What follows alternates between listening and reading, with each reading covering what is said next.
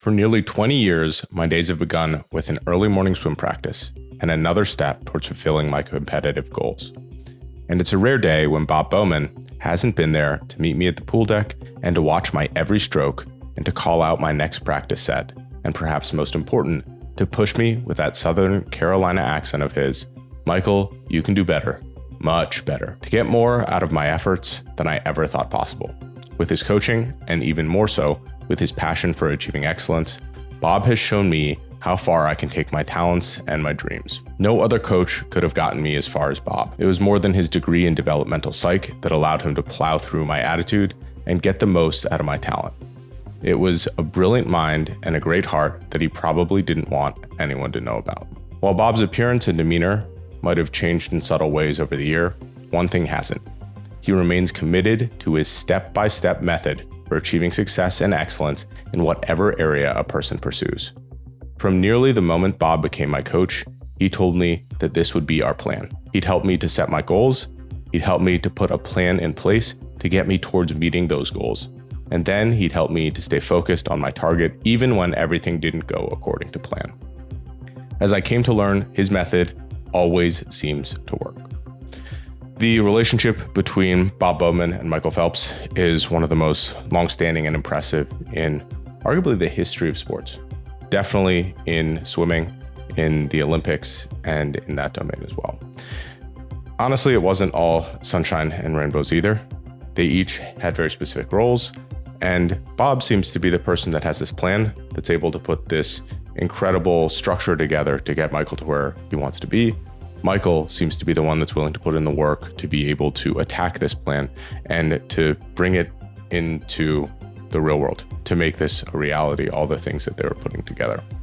In this episode, we're going to focus on the following. So what is the method? So this is the Bob Bowman approach to creating an incredible athlete, and what can we really learn from it? We'll also touch on what are the details about practice that Bob Bowman puts on that other coaches can learn from. I thought that this was going to be only a 3-episode series. There was so much content around Bob Bowman, the coaching relationship, that I stretched this into 2 episodes. So this episode, again, is going to be focused on the method. The next episode, we're going to touch on what is the role of a coach and what is the role of an athlete.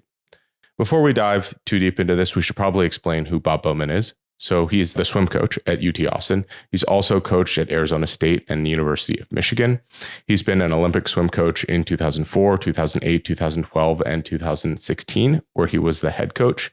And this past Olympics, he coached for France, where he coached Leon Marchand, who ended up just recently breaking Michael Phelps' last standing Olympic record, which I believe was in the 400 IM. If it wasn't obvious, he's also been the coach of Michael Phelps for the last more than 20 years. With that out of the way, let's dive into what the method is, what are the goals of the method, and then we can really pick it apart and find what's useful in here and in this approach. So what is the method? I believe it's broken down into 3 core components that have a ton of subcomponents that we're going to dive into.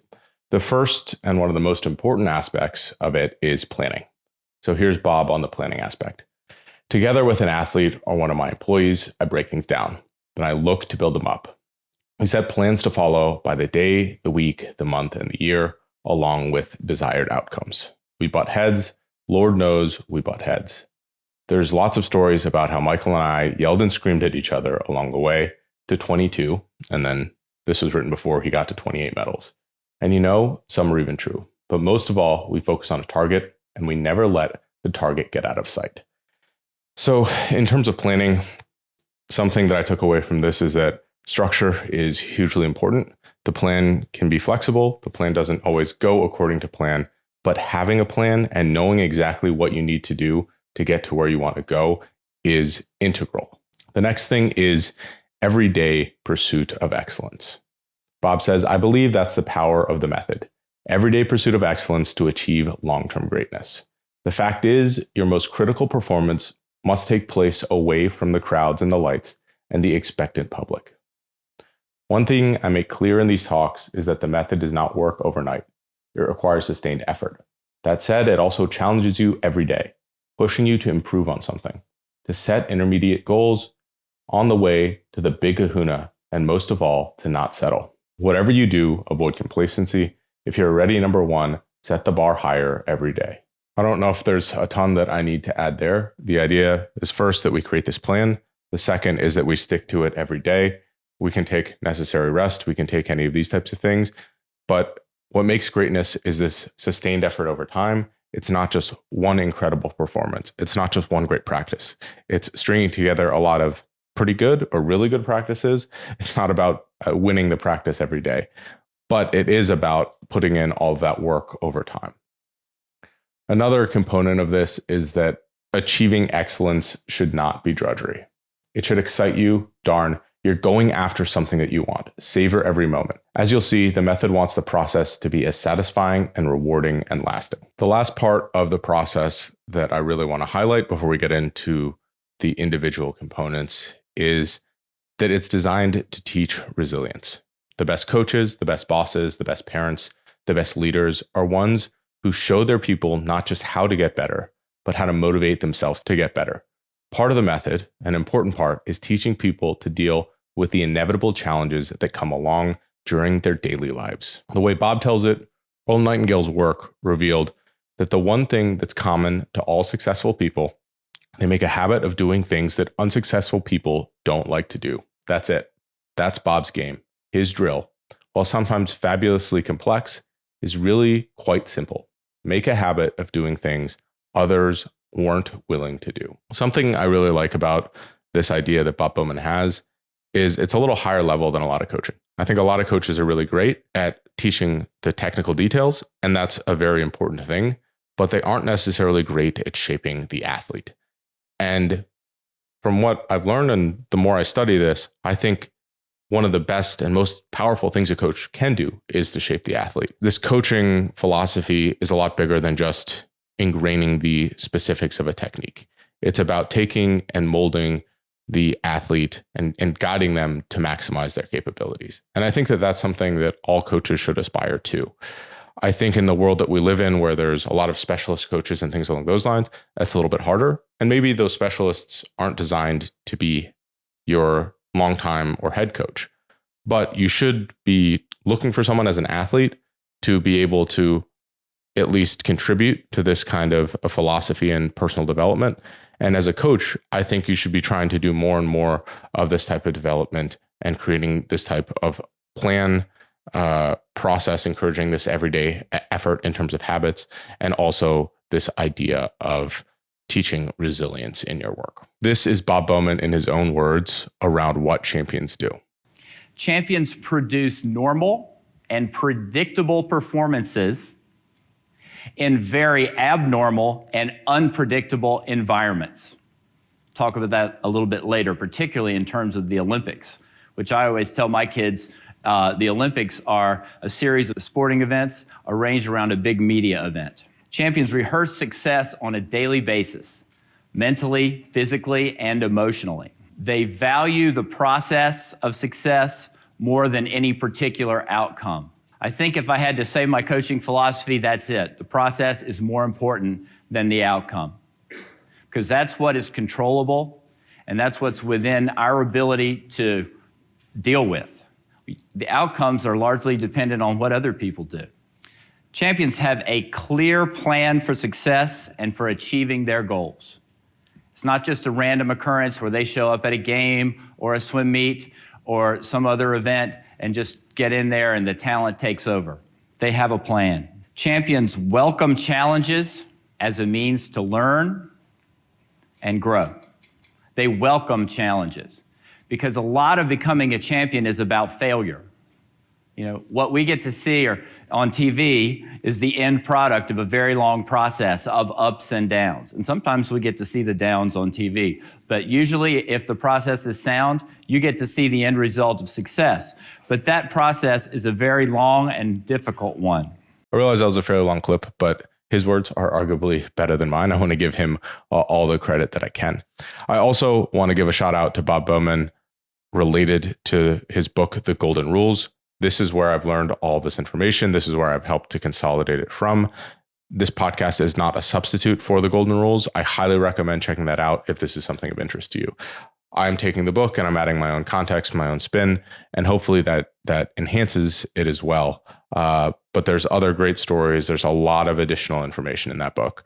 There's a link in the description to be able to download or buy the book. You help the podcast out as well if you do that. It is an affiliate link, which is at no cost to you. All right, now let's dive into the vision. The method begins with one essential ingredient, a vision. You need a vision of where you want to go, what you want to do, who you want to be someday down the road. Simply put, in your mind, you must program your internal viewfinder towards a performance, towards an achievement, towards a scene that you see taking place in the future, something you want to be a part of. That is your vision. Simply put, the vision must inspire you. It should be exciting and emotional. It should speak to your heart as well as your mind. The mental picture of your achieving it should give you goosebumps. Yes, it can be far off, maybe a little vague, but what it can't be is tedious, routine, the same old. So we talked about in the last episode, Michael's vision is to change the sport of swimming, to make it popularized in the US. It's not just to win these medals. It is something that is bigger than him. It is something that will live beyond him. Tiger's vision, or Tiger's dad's vision for him, was for him to essentially change race relations through his performance.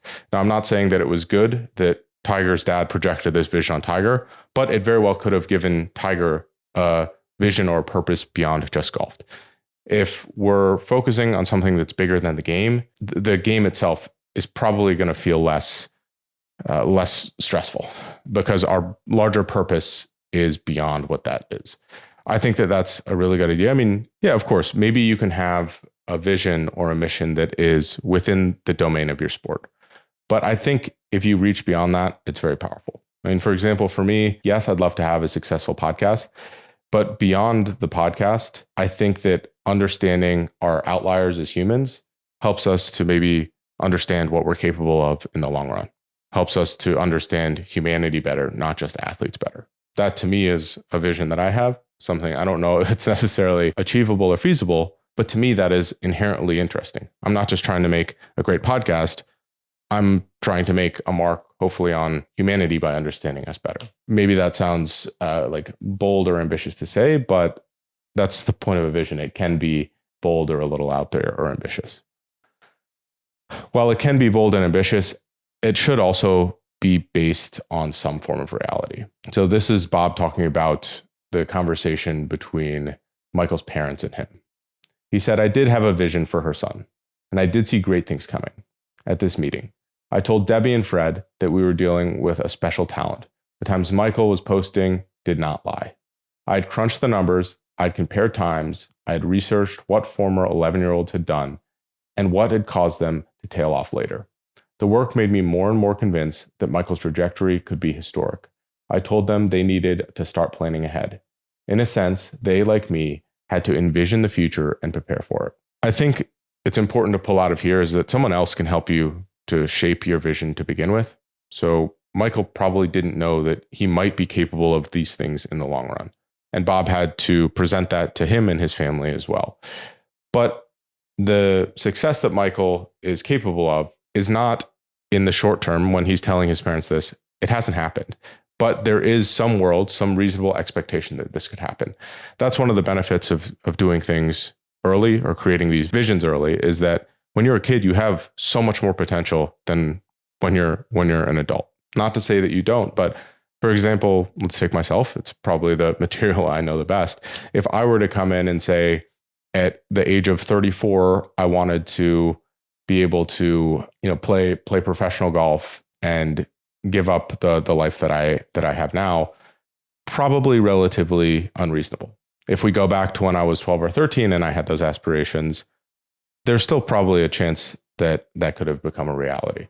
If I had done a lot of the right things, I was willing to put in the work, if I had, shaped my life in a little bit of a different way. So the idea here is that it is based in some form of reality of what could theoretically be possible in the future. If we go back to the podcasting example that I described of, hey, I want to be able to maybe learn more about humanity by studying our outliers. I think that what I've done so far is I've interviewed a ton of experts. I've taken these deep dives into these people. There isn't anything that suggests that that wouldn't be possible still. And that is the idea here is you don't want to write yourself off. You want to have things that are open-ended that are feasible in the long run. Bob said, I told her, listen, I'm just telling you what's going to happen. In 2000, he'll be a factor at the Olympic trials. I don't know if he'll make the team, but he's definitely going to make some noise. She looked at Fred. Fred looked over at her. I was just beginning. And by 2004, I went on, he'll definitely be someone who will win medals in the Olympics. And it's only going to build from there. No, I did not predict that he would win 8 gold medals in 2008 and eclipse Mark Spitz's decades-old record for most golds by an athlete at a single Olympics. But I did see, and I told him this, that he could accomplish things never before seen in the sport. History suggests that the prediction that I made in this epic meeting with Michael and his parents fell well short of Michael's actual achievements. Still, we needed a framework to shape our long-term plan. This is something that I think is so cool. He actually underestimated Michael Phelps's potential. That to me is really, really impressive. If you leave things open-ended, if you are setting these ambitious goals that could be related to a future domain, you leave the world open or leave the door open for incredible greatness. Again, this is based in reality, projecting out the times that Michael is swimming. But in order for his parents to conceptualize that, they really had to suspend disbelief. Before the meeting ended, Debbie looked at me for a good long time. Then she said, "You're crazy, Bowman.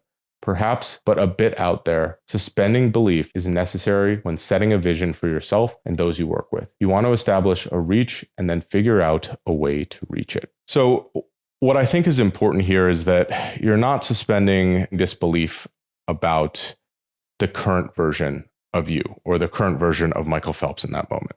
You're suspending disbelief about the future version of yourself. And again, if you have a growth mindset, if you have a future vision of who you could become, there's a lot of time for the person you are now to become the person that you could be. And I think it's not an absurd reality to be able to stack lofty ambitions or goals on the person you could be. You know, again, if someone was to tell me in 5 years I'd run a marathon, the current version of me trying to run that marathon would not go very well. Like the idea of, hey, if I'm the same in 5 years and I'm going to run that marathon, I would either injure myself or I probably wouldn't finish.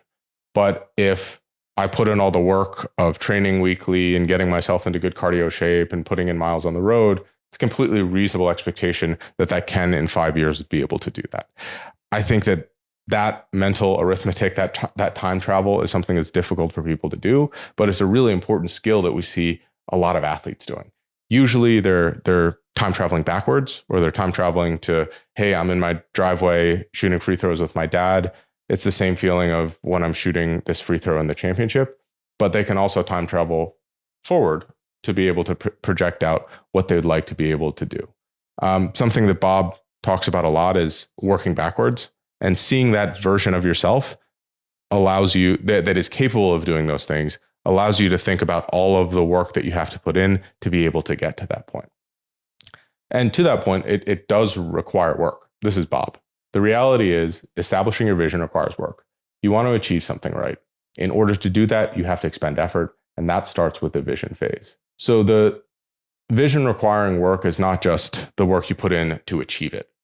There's also work that you should put in to create your vision. It isn't just, oh, I want to be the best basketball player of all time. It isn't just, oh, I want to swim and win a bunch of gold medals. There's a lot of effort that people put into thinking about their visions and their dreams.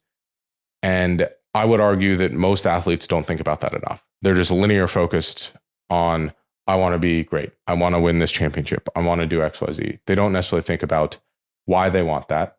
They don't think about the work that goes into it. Creating a vision is about almost creating a simulation of what you would like to happen, of refining these details, figuring out what it takes to get to that vision, figuring out the mechanisms that you're going to use to get to that vision, thinking about the mental process of what it feels like to achieve that vision. And that is a very big task. Bob says, thinking creatively requires a destination, a place where you can let your mind do the work. I do this all the time. I have a beach house in the Delaware Shore, and after a week of dealing with a bunch of ornery swimmers or their parents, and employees who don't keep the pool deck as scrubbed as I would like, or sports writers who are looking for some gossip on Michael, I'll head out to the beach. I immediately grab my bike and go for a ride. The work week instantly dissolves. When I get back home, I pour a glass of wine, head to my deck, and just start to think. For a moment or more, I'm looking forward, not backwards. I'm not thinking of all the emails that have already piled up in my inbox or all the meetings that'll be waiting for me come Monday. I'm just asking myself, where am I now and where could I go? Yes, you're fantasizing, but you're fantasizing with a purpose. Part of your thinking should include this subtext. I may be dreaming, but this could happen. I would ask almost everyone listening to this, how often are you thinking about that? How often are you thinking about the future? Not necessarily just the drills that you're doing today, not necessarily just the schedule you're putting together. Again, I would argue athletes get so lost in the mundane, the day-to-day, that they lose sight of why they're doing it. And then that cascades down and then losing motivation, losing some other things that they're working for. Something about the mission or the vision is that it should be within your control. Bob says, remember that I said my vision as a young coach was to develop record-breaking swimmers, not Olympic gold medalists. Here's why I make that distinction. It'll help you to see the value of an all-in attitude. In all my years of coaching Michael and other world-class swimmers, I have never made to win an Olympic gold medal their primary mission. I tell them gold medals are out of your control. Another swimmer may simply be better than you on race day. But if they set their sights on breaking a record, at nailing the best time possible, then they can visualize something that is tangible, achievable, and within their control. For a young athlete to see that distinction, he must have a proper outlook, an attitude that's geared towards achieving personal satisfaction and serving the needs of a team, and not towards simply gaining public recognition. So admittedly, this is a little bit in conflict with Michael's vision, which is to make swimming popularized globally. It's not something he could necessarily achieve. But I think the idea is really important, is you shouldn't be working specifically towards something that is out of your control if you can achieve it. You know, if your vision is to win the lottery, maybe that's not the best vision, because it's not something that is within your control. If it is to find a way to rig the lottery, that might be something totally different, where you could figure out the possible steps to achieving that goal in that way. The last thing that Bob says about vision is that it's important to write it down. He says, I recommend that you codify your vision. For instance, after you've gotten fixated on a vision, write a few words about it on a scrap of paper and tuck that paper into your wallet or in your desk. I tell all my swimmers to write down their vision, or at least to find some tangible way of reminding themselves of it. Tom Lussinger, who's shooting to make the US team for the Rio Games in the butterfly, has a rendering of the 5 Olympic rings hanging from his doorway at his home. Each morning before heading off to a workout, he gets a look at the rings, an instant reminder of why he's swimming 12,000 meters a day. Another route, tell someone, but not everyone, about your vision. I'm a big fan of this technique because once you do, then you have someone in your corner, someone who might help you get to where you want to go. A little later, or actually in the previous episode, we talked about not necessarily sharing your goals and the research around that. There is some good research around encoding your goals through writing them down that I've linked in the description if you want to learn more about the scientific basis for why this is a very useful technique. Once we have a vision, what does that turn into? It actually turns into an action plan. Soon enough, short-term actions were taken to move in the direction in which we wanted to go. Michael would stop playing lacrosse and baseball. He would go to a school where his teachers would support his swimming efforts. He would attend every practice every day. That's what the great ones do. Even though he was just a young boy and his everyday life hadn't changed that much after my plan was revealed to him, Michael was now on a course that could take him somewhere special. And all of us, Michael, his parents, his sisters, and me, had a flame burning somewhere within us. We weren't just teaching Michael to swim an exceptional butterfly. We were building a world record-breaking butterfly. We weren't just getting Michael to do push-ups and pull-ups. We were laying the foundation of fitness for an Olympic champion. To me, this is a really powerful statement, is that if you have a mission, everything you do either aligns with that mission or doesn't align with that mission. So if Michael's goal is to be an Olympic champion, him working out, him putting that in every day is helping him to become an Olympic champion, helping him to change the sport of swimming. Him goofing off, doing things not he's supposed to is detracting from that mission or vision. When you have something specific, you can weigh everything else against that goal. A good example of that is if I was trying to, for example, lose weight. I admittedly have put on a couple pounds. Something that I could do is set a target weight and also weigh myself every day. So if I'm seeing my weight, it's in the front of my mind, but also everything that I do, if that's my true goal, is either helping me to get to my, maybe weight isn't the best metric, but if weight is aligned with health, everything is aligned with me getting to that healthier outcome. So I could look at a cheeseburger, which is one of my favorite foods, or pizza. And when I look at it, if my mission is the most important thing to me, I'll be weighing that cheeseburger against me getting into a healthier state, losing that weight. I also view exercise as something that's a vehicle towards that goal. That is one of the greatest powers of this vision or mission. The next thing I want to touch on is an all-in attitude. So before we actually break down the game planning, you have to have the right attitude going in. Something that we see is that, and is in one of the quotes actually in the next episode, is that before you achieve greatness, the attitude is already there. You don't develop a gold medal mindset after you've won a gold medal. You started with the gold medal mindset. And to me, that's a really important thing. Michael, as you can see, cannot stand to lose or be told that he can't achieve something or to be seen by others as lagging. It's that attitude I refer to as an all-in attitude that has gotten him to 4 Olympics and potentially to a 5th. It's gotten him to the medal stand a record number of times. So that's how Bob views an all-in attitude, Michael. So it's essentially this relentless, can't break me down attitude of I'm going to do this regardless. I'm going to use everything as fuel to be able to push me forward. I don't know if that's necessarily the best definition that I've seen. So let's look at another example of an all-in attitude that I really liked from one of Bob's other swimmers, Yannick Agnel. I looked at Keenan, who's one of his other coaches. There's no way that this is that Yannick Agnel, I said. Why would he want to leave France to come swim in Baltimore? I paused for a second. If this guy really wants to talk to me, he can email me, which is exactly what he did seconds later. I'd really like to talk to you, Yannick's email began. He said, can I come and meet you in Colorado Springs on Saturday? The reply email read, I didn't have much of a response except it's up to you. 3 days later, a brown-haired giant walked into the aquatic center. With a gentle French accent, he said, hello, I'm Yannick Agnel. His actions, getting on the plane on short notice, flying 5,300 miles to meet a stranger, and his explanation, I want to become an even better swimmer, demonstrated his enthusiasm, not just for what I might be able to do for him, but also the vision he held for himself. He had something that he wanted to accomplish. I shook his hand and said, welcome to our team. Yannick smiled and said, Très bien. And we both laughed. That summer, he won 2 golds at the World Championships. So I think this is a little bit better of an example of an all-in attitude. So an all-in attitude is that you're willing to be proactive and to do almost anything to achieve your mission and goals. I should say do almost anything. I think we should do things that are within the confines of the rules of our sport, but putting in the time, the effort, the mental anguish, making sacrifices, being able to comfortably do all of those to reach your goals. Another part of that is essentially fully committing to the process, willing to do extra to get the desired result. For these athletes, I will also say that it seems like pushback is okay, as long as they find alignment, and once the alignment is found, they fully commit to it.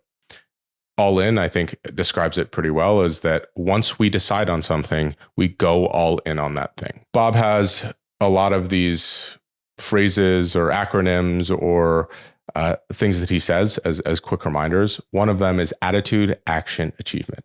He says, notice what comes first.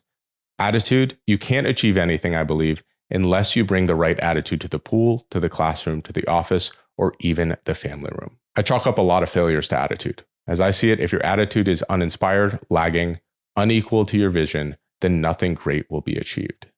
So for example, if you don't think, or if you come into practice lagging, you come into practice where you're defeatist or you don't want to be there, that's something that can really detract from you. Maybe you don't want to be there to begin with, but part of attitude is figuring out how you can get yourself to enjoy being there, see the value in what you're doing and putting in the prerequisite work. So the biggest thing for me from here is that I believe both attitude and belief precede action. So you can act like a winner today. If you act like a winner, you have a higher probability, or maybe the only probability, of becoming a winner. And this is something that you have immediate control over right now. In all of these athletes, they believed that they could do great things before they did them. Even Roger Federer, who probably had the most meager goals of everyone, he just wanted to be world number one, which is also a pretty ambitious goal if we really think about it. He had to have that belief. He also had to have the attitude that he could get to that belief. And he's someone who changed his attitude quite a bit over his career. And that's something that probably was the biggest breakthrough for him. So I would ask everyone listening, what is the attitude that you have? Is it inspired? Is it positive? Are you willing to show up every day with the attitude of growth and, challenge, being willing to overcome adversity? Or are you showing up kind of defeatist? Are you showing up as someone who's detracting from your work and the people around you? That simple attitude change can be a huge energy and motivation change as well. Part of attitude is your acceptance of taking risks. And this is the next part of the method, is understanding risk and being willing to take it on, because it's hard to get better if you're not willing to fail. Bob says, you grow by taking chances and you reach your dreams by taking them too. In a sense, risks provide the fuel needed to get on the road to, as Michael put it, wherever you want to go. I think risks are a really interesting topic in sports. So a lot of athletes can get to a very high level without taking too many risks. They do things very similarly to how they've done it before, and they can continually work on that, and they really optimize and maximize what they can do in a specific domain. I find that the greatest athletes of all time are ones that are willing to take risks of getting worse before they get better. Something that really struck me in Tiger Woods' story is that when he won the Masters in 1997, he explicitly said that, wow, and at this time, winning a major gave you 10 years of exemption on the tour and into other majors. So he basically said, wow, I have 10 years. I bought myself 10 years. And so I don't have to worry about my immediate performance as much as I did before. I'm paraphrasing, but he effectively said that he could change his swing. He could make all these improvements without risking losing his tour card. And I think that that's something that propelled him forward. Is basically right after that tournament, he changed his swing. And I think it made him better in the long run. I had talked with Lauren Embry, who is a former professional tennis player, and that's something that she said that she wished she had done more of. She felt that she had played more of her game, but she wasn't ready or willing to get worse to get better. And especially if you're just turning professional, or if your money is obviously a factor, it hurts you financially to get worse before you get better. But sometimes that is the price that needs to be paid to reach your true maximum potential. So how do we acclimate to risks? How do we get better at taking risks? According to Bob Bowman, taking risks is a habit. He says, best of all, each risk I've taken has subsequently prepared me to take more risks, a habit that more easily lets me turn visions into reality. To my mind, the magnitude of an achievement will be limited by your aversion to risk. Building up your risk tolerance is like building up your fitness. You have to start small and you have to go through some pain. But once you get the feel for risk's ebbs and flows, its highs and lows, you learn to appreciate it. I want my athletes to push themselves intellectually, culturally, and socially beyond the limits of the pool. And I challenge friends and even myself to do the same. So risk-taking in athletes it's for some people, probably comes naturally, but it doesn't have to. Taking individual risks is an important thing to build up over time. And they can start small. It could just be trying a different shot on the range. That's one level of risk, if we're using a golf analogy. A next level of risk would be trying that same shot on the course, maybe with some friends. Then the next level of risk could be trying that same shot in a money match with your friends. And then the next level could be trying that same shot in a tournament. And there's always all these different levels. But if you view it in that framework, the risk at each level is increasing, but you've proven to yourself that you can do something at all these different levels. This is something I always refer back to in Kobe's story. So Kobe played multiple different levels of basketball when he was a kid. He was playing rec leagues, AU leagues, high school leagues, and going to all these camps. And in the lowest pressure leagues, he was trying a bunch of stuff, seeing if it worked. If it worked there, he would try it at the next level up. And eventually, if it worked all the way up in the levels, he would integrate it into his game at the highest level. This is something that I believe would be considered a calculated risk. And Bob doesn't just tell you to take risks willy-nilly. He thinks that calculated risks are important for improvement. He says, should a person just bag her current job in order to pursue a new track? Of course not, unless she also has a nice trust fund in place. But what she can do is take small steps to see if the job she seeks really suits her long-range plan. For instance, if she's been in accounting all her life, but now suddenly she has an interest in web development, she should take programming classes at night at a local college. Or she should invite one of the company's programmers out to lunch and grill him for insights. So a good example of a calculated risk is, for example, when Bob started with Michael Phelps, they completely rebuilt all of his strokes. And that made him worse in the short term. This is Bob talking about working with Michael and immediately changing all of his strokes to improve them. And so I didn't hesitate to start changing all his strokes immediately, which is pretty hard to do with a kid that's already a NAG record holder at 9 and 10. And the way that actually played out was Michael had no NAG records as an 11, 12-year-old. People don't know that, right? He had several as a 9 and 10, but he didn't have any as a 11, 12, mainly because I was changing his strokes. Every stroke we were working on, trying to get the breaststroke to be, number one, recognizable, and number two, actually usable, which took quite a bit of time. But we decided to I take his development slowly, move him through that, give him all of the mindset and the how to practice and the things that we try to do in practice that he could then build on year after year. And it just kind of happened that we stayed together. About the time that he was going to move up to the top group, I took over the top group. So this change made Michael arguably have a worse swimming year than he would have, but it built the foundation for a long-term successful swim career. So it seemed like a short-term risk, but the payoff was long-term. So part of calculated risks is looking at what the return is on what you do. The short-term return in all of the great athletes is relatively unimportant compared to their long-term aspirations. These athletes are looking at things in terms of, for example, Michael, 4-year cycles, in terms of Kobe or some of these other athletes, either 5, 10-year periods or over the course of their entire career. Something that can also help with risk tolerance is visualization. So Bob says, consulting with a number of sports psychologists who have worked with my athletes, I've come to believe that to change behavior, to become more risk tolerant, if you're predominantly risk averse, for instance, you need to change that mental picture. What I'm saying is that practice regularly, such visualization can prove effective. I've used it so much and to such advantage, and I now have Michael telling his teammates how it can work. So in the last episode on the tools Michael used to win all these gold medals, we talked a lot about visualization. So Bob says that the brain and the mind can't necessarily differentiate visualization from the real world. That science I have to look into a little bit more. I know it's true that the brain cannot differentiate dreams from the real world. But that being said, you can simulate how things would go if you are taking risks. And that, in my mind, without a doubt, suggests that you can try these things out, see how they would play out, and it takes less pressure off of you to go into trying these new things and taking these risks in the real world. So I would ask you, how do you view risk? Are you unwilling to get worse before you get better? Are you hanging on to your performance too much?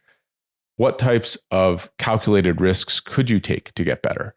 It's not all about just taking risks willy-nilly. I think that that's probably a bad practice, but taking a risk with a purpose of a long-term return is something that is 100% worth doing. Now that we've gotten through attitude and risk tolerance, it's time to start creating a game plan according to Bob. So a game plan, I believe, is the bedrock of Bob's approach. This is the thing that is fundamentally different from a lot of other coaches that I've seen, especially in golf. We're generally working, we have an idea of what the swing wants to look like, and we work on these individual things, but there's less structure in other sports on the progressions that we should be making, the drills that we should be doing day to day, and planning everything out as we go. I really like this game planning approach, and it's something I've been trying to apply to my own life even more. If you want to have success, you need to wake up each day, or at least most days, with that mission near the top of your agenda. You won't be alone. I found that most high performers plot daily priorities and tasks, attack them in a predictable, controlled manner, and then reflect on their effort at the day's end to see if the latest results align with their long-term vision. We've talked about this at length on the podcast, the Harada method, a lot of the other goal-setting methodologies like 4 disciplines of execution are completely aligned with this. So greatness, accomplishing really big things, are a culmination of consistent effort over time, not necessarily some heroic effort in a short period of time. Bob says, I had worked with my staff, assistant coach Eric Poske, and athletic trainer Keegan Robinson to put together this group training plan. I didn't just set out our schedule for the next few days. I blocked it for the next 1,068 days. Yes, the next 1,068 days, all the way to the start of the summer games. Take a close look at this, everyone. This is the blueprint, I told the swimmers. And understand one more thing. In the next week, I'm going to sit down with you one-on-one and personalize this plan just for you. So this is before the 2016 Olympics when he was the head coach. For every single athlete, he made a 1,068-day plan. So that's, I think, about 3 years before the Olympics. So they had some time off, and then they started really getting after it to attack the Olympic training schedule. When I did meet with each swimmer, we would project ahead to August 6th, 2016, the first day of the Olympic competition in Rio, and then work backwards. We would then get more nitty-gritty. We would have columns for the amount of training mileage each swimmer would need to swim per month over the next 35 months. We would include what type of dryland workouts they should do and which targets they'd need to meet. Basically, we'd set forth just about everything they would need to do and every mark they would need to nail over the next 3 years. What might we leave out? Well, we'd let them determine when they would call home to their parents, when they would go to the bathroom, and when they would walk their dogs. This is way more detailed than a lot of people might think, especially if you're planning to attack a singular event.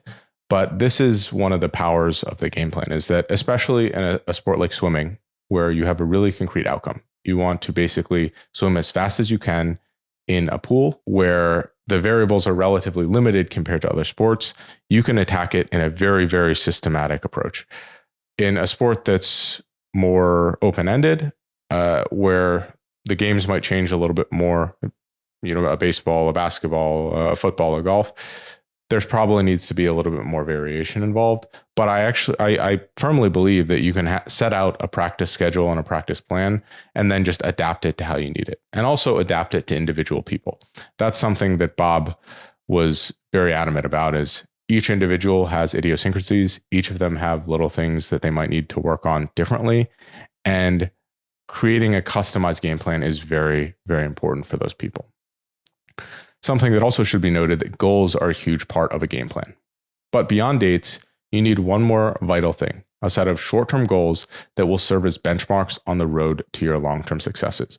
So if you don't have these short-term goals, just going into practice every single day, following this game plan to a T becomes unbelievably boring, because you're working towards this long-term payoff that is so far away. Short-term goals help you get excited about this every single day. And of course, we've talked at length about goals in every podcast I've done on athletes, but I think it's important to just do a quick rehash in Bob's words of why this is so important for this game planning process. What's helped Michael is the fact that he can visualize a race, its time, and how he'll swim the event with incredible clarity based on what he's achieved prior to a championship. His ability to perform under the crushing pressure of Olympic competition is a direct result of the mental preparation and the physical training he's done in the pool every day. You see, achieving intermediary progressive goals on a regular basis produces everyday excellence, and it keeps your game plan aligned with your vision. So intermediary goals can be anything from weekly targets to daily targets. And having goals in every practice you do can be a really powerful thing. This is Bob talking about the structure of goals in game planning. The great thing about swimming is it's sort of set up to give you some pretty clear goals because it's an objective sport, right? You want to swim this time at this meet, this far away from where we are today. So there are a lot of things that you can measure and you can manage. And that's what I mean about clear goals. Now, this is Bob talking about the importance of process goals. At the end of the day, it isn't life and death. You have you have to focus on the steps, right? Not the outcome, the process. Okay. So my advice would be find as many process goals as you can and focus on those. And for me at the Olympic Games, that's number one, taking care of myself. Like every time I'm in these training camp or Olympic situations, and I try to do it in my everyday life now, it's actually worked pretty well. I exercise every day. First thing in the day. I give myself what I call quiet time, which I don't think it's meditation, but it's just me sitting with a cup of coffee by myself in the dark or wherever it is, just kind of getting myself together, thinking about what's going to happen during the day, kind of set my intentions for what I'd like to have. So I think that's important to me. Something that I really like that Bob does is he uses visual cues or these reminders. So again, if we don't have goals, this can be really mundane practice. If we don't remember every day why we're pushing so hard, if we don't remember every day why we're sacrificing or putting in all this work and going through physical pain, it can be hard to keep up with that pace. Bob says, I'm a believer in providing visual cues to keep my people focused both on their short-term goals and their long-term vision. We have a large whiteboard hanging in the meeting space at Meadowbrook. On it is listed every major swim meet scheduled during the Olympic cycle, along with a number of days until the event. Bob also will write world record on people's notes. He'll encourage people to post their goals. He'll send motivational quotes. These are all tools to help keep people reminded why they're doing the things that they're doing. Another benefit, another thing that Bob integrates is a scorecard. So he says, the benefit of developing a game plan is that you gain a scorecard that tells you definitively whether or not you're moving towards your vision. Too often, I hear from friends, I tried this diet, but it didn't work. I'm still exactly the same weight as when I started. Well, they didn't deserve to lose the weight because they cheated all the time. Or I'll hear one of my younger swimmers complain about a high school teacher. He's terrible. He gave me another C. I deserved at least a B. No, I think to myself, you didn't work hard enough to get a B. So part of a scorecard is also giving feedback. The quicker the feedback, the better, especially as it's related to the game plan. If you're doing good work, I won't say a thing except maybe the occasional good job or atta girl or atta boy. I try not to overwhelm my swimmers with praise, but they know that. But if they mess up, I tell them right away. I'm a big believer in instant and constructive feedback. And if I see the need to give a swimmer even more follow-up, I'll meet with her after the practice and share what I think. I don't wait for a mid-year review. As part of every goal-setting success framework I've ever seen, feedback is unbelievably important. Again, we look at 40X, we look at the Harada method, we look at any of these.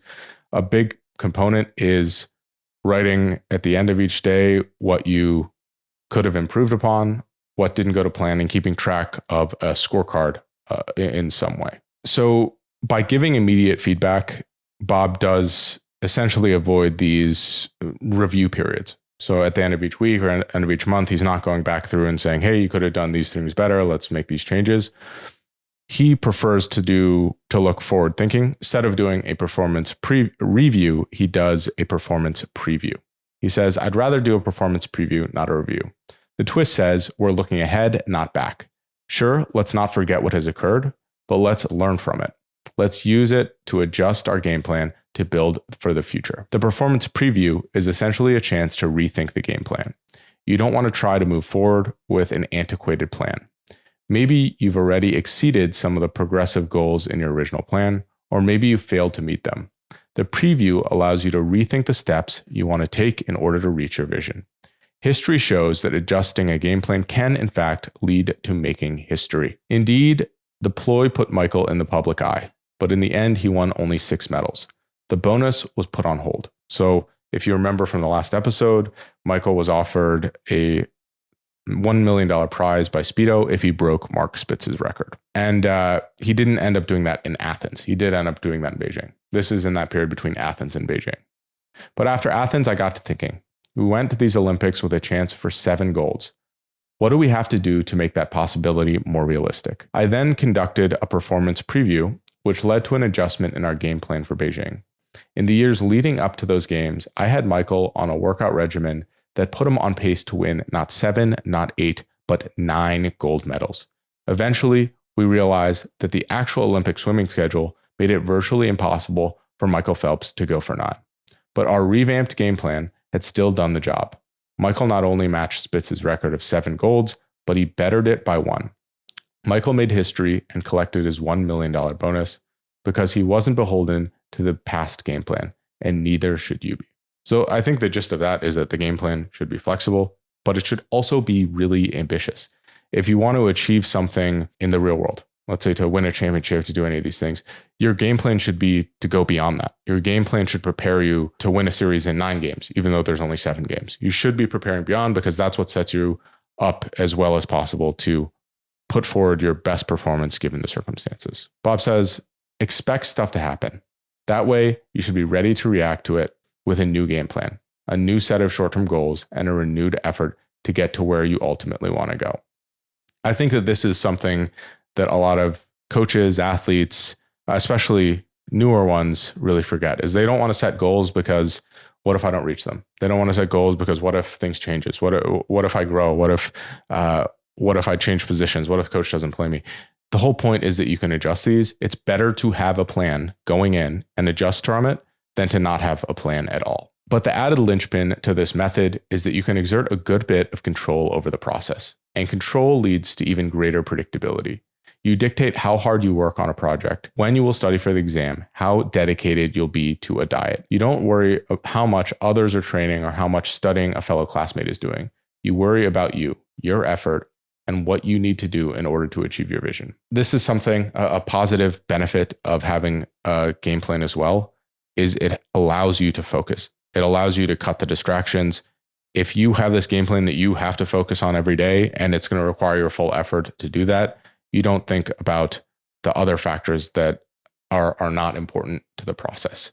You've already eliminated a lot of the other guesswork. I find this even when I'm making a podcast or doing my technical work in sports analytics. If I write out all the things I'm supposed to do in a day and schedule it, I spend so much less time thinking in between tasks of what I'm supposed to do next. And all of that compounded effort, mental energy, it really takes a toll if I'm not doing that planning process.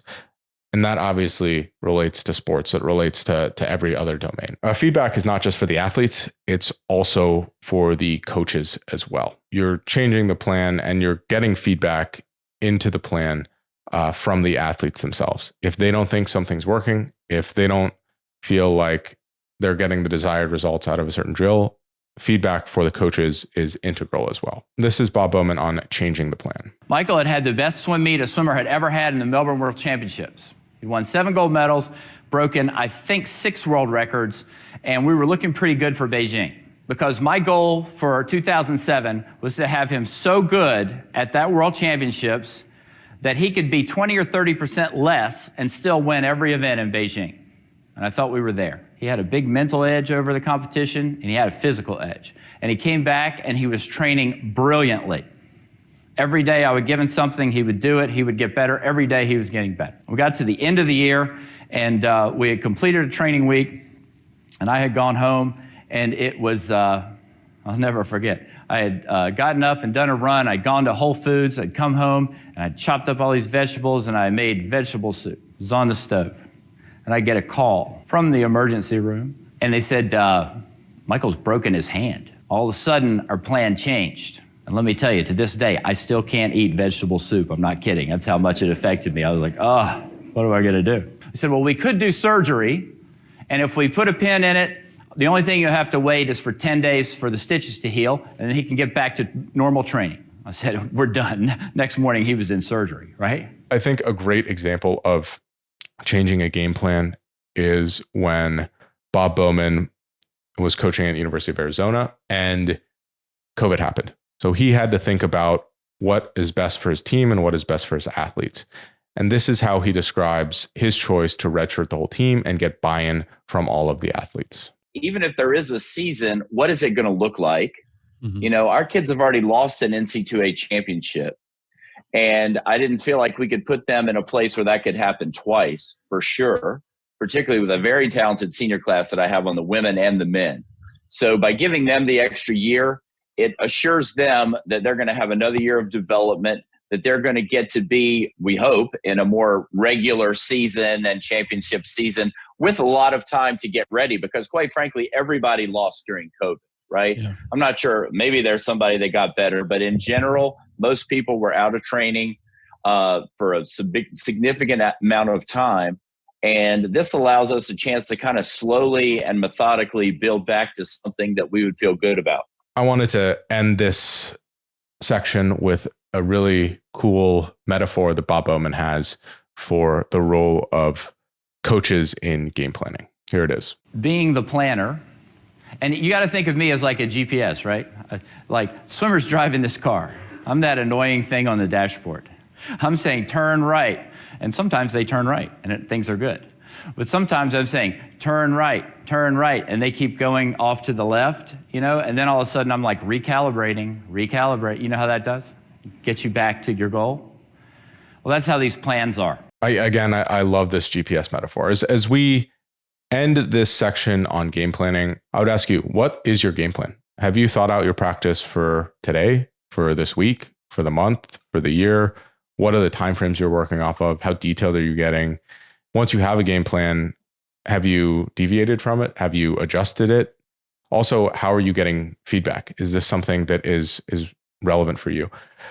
If you want to learn more about game planning and structure, I highly recommend that episode that I did on the Harada method. I will link that as well. With the game plan in place, part of that game plan is creating pressure, is also practicing adversity, is building that into what you do every day. The next aspect of the method is, how do you integrate practicing under pressure, practicing adversity into the development of an athlete? Bob says, one of my favorite quotes comes from the champ Muhammad Ali.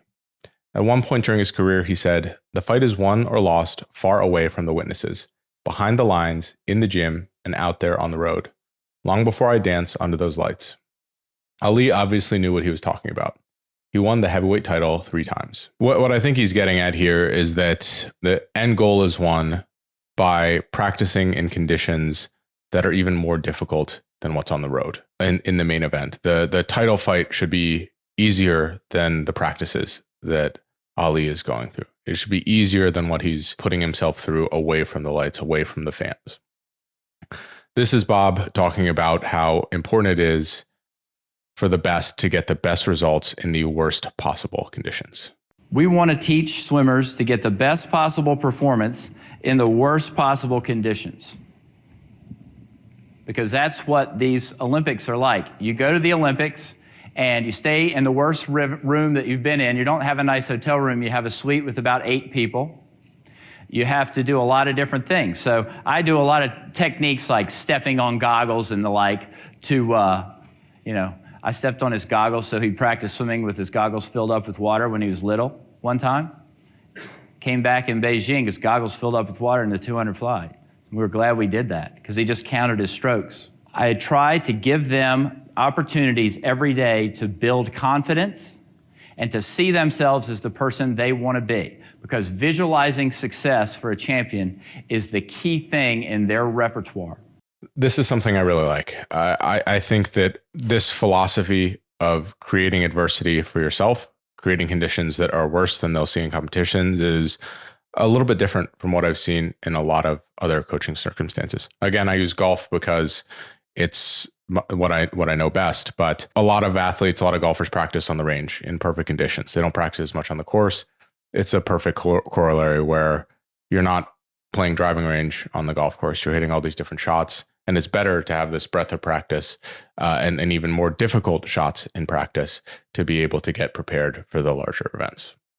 Bob says, as a coach of people who will one day be performing in front of fans and TV audiences and against high-level competition, essentially, in pressurized situations, I feel that I need to apply a certain degree of pressure during their daily training so that my swimmers are ready for the stress of race day. In a sense, I want race day to seem normal as a major competition can be, and I want my swimmers to feel comfortable, not on edge. Overall, I believe successful people are much better when pressure is placed on them during the process.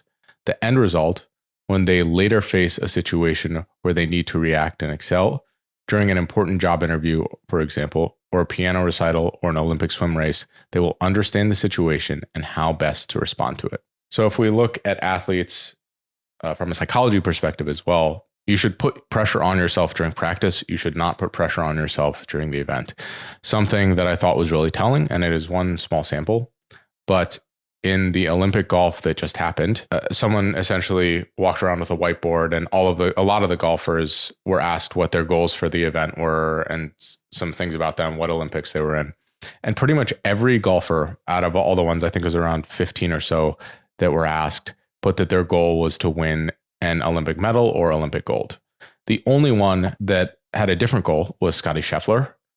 And his goal was to have fun, which to me is crazy. So Scotty ended up winning the Olympic gold medal. I'm not going to say it's causal that he was putting less pressure on himself as his first Olympic, all these things. But that philosophy going in can have performance benefiting effects. The way that you apply pressure can also vary for each individual athlete that you're working with. Bob says high performers know that they need to keep improving. Know that they need to be pushed. But I've learned that not everyone responds to the same kind of pressure. As a coach who's trying to get my swimmers to reach their individual level of excellence, I need to know which athletes react best to which types of pressure I apply. With Michael, I tend to go with a more in-the-face approach. Yes, he'll push back, but he'll usually respond with an I'll show you effort. Allison Schmidt, on the other hand, has a more docile personality. If I went with the Michael approach, she would recoil. I've learned to find a more suitable way to push her. The biggest part of, or one of the biggest parts of practicing adversity is preparing in game time conditions. And Bob and his stable is a master of this. The competition is brutal, the pressure unlike anything athletes have ever faced. The event can be daunting, with the game's logistics not making the situation any easier. Getting from an athlete's living quarters to his competition site is like traveling through Midtown Manhattan at Christmas time. Crowded, noisy, incessantly taxing. But this level of pressure and anxiety can also be anticipated. Michael and my other athletes have had to learn how to perform in these far from serene conditions.